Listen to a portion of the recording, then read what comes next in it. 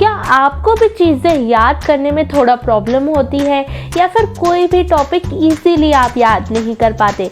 क्या आपको कोई ऐसा सब्जेक्ट है जो बहुत ज़्यादा हार्ड लगता है या फिर आप बहुत जल्दी अपनी स्टडीज़ के दौरान बोर हो जाते हैं?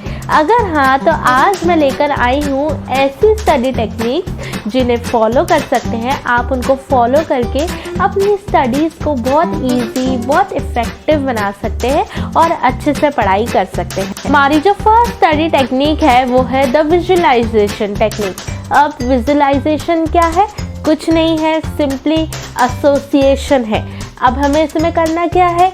आपको कुछ नहीं करना है, सिर्फ अपने जो आंसर्स हैं उनको अपनी डेली लाइफ के साथ एसोसिएट करना है, यानी कि निमोनिक टेक्निक्स का यूज़ करना है। अब निमोनिक टेक्निक्स है क्या? आपने पढ़ा होगा, याद कीजिए, जब आपने अपनी छोटी क्लास में प्लैनेट्स को याद किया था तो कैसे किया था? My very excellent mother just sent us nuts, और सारे के सारे जो प्लैनेट्स हैं वो आपको याद हो गए थे, mercury, Venus, earth, Mars, Jupiter, Saturn, Uranus and Neptune. तो ऐसे ही अपने जो भी आंसर्स हैं उनको अपनी डेली लाइफ के साथ एसोसिएट कीजिए कि कोई भी अगर ऐसा वर्ड है जो ट्रिकी है याद करने में, उसको किसी भी चीज़ के साथ एसोसिएट कीजिए। वो कुछ भी हो सकता है जो आपके आसपास हो, बस अपने आंसर्स को आपको अपनी डेली लाइफ के साथ, अपनी लाइफ में हो रही एक्टिविटीज़ के साथ एसोसिएट करना है, निमोनिक टेक्निक्स का यूज़ करना है, विजुअलाइज करके उसको एसोसिएट करना है, और फिर देखिएगा कि आप कैसे इजीली अपने बड़े बड़े आंसर्स को याद कर लेते हैं। बाद जो हमारी नेक्स्ट टेक्निक है वो है द पोमोडोरो टेक्निक। अब पोमोडोरो टेक्निक में है क्या? बहुत सारे स्टूडेंट्स क्या होता है, पढ़ाई करते करते बोर हो जाते हैं, तो उनके लिए एक ऐसी टेक्निक का यूज़ किया गया है जिसका नाम है पोमोडोरो टेक्निक। उसमें आपको सिर्फ और सिर्फ 25 मिनट्स पढ़ना होता है और फिर 5 से 10 मिनट्स का ब्रेक ले सकते हैं। तो इससे आपकी पढ़ाई भी हो गई, आप बोर भी नहीं हुए और आपको गैप भी मिल गया।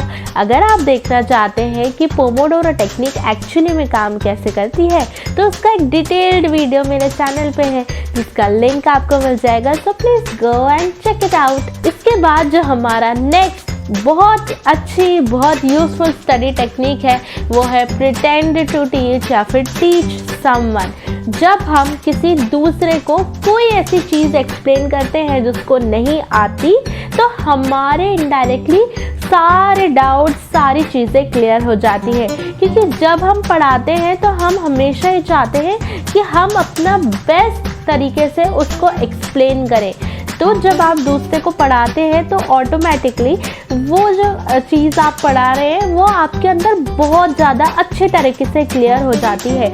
या फिर अगर आप उस टॉपिक को अच्छे से समझा नहीं दे पाते हैं तो उसके बाद आप फटाफट से अपनी बुक्स खोल के ये देखते हैं कि यार अगर मैं ये चीज़ समझा नहीं पाई तो मैं इस चीज़ को क्यों नहीं समझा पाई, और आप देखते हैं कि आपसे गलती कहाँ रह गई।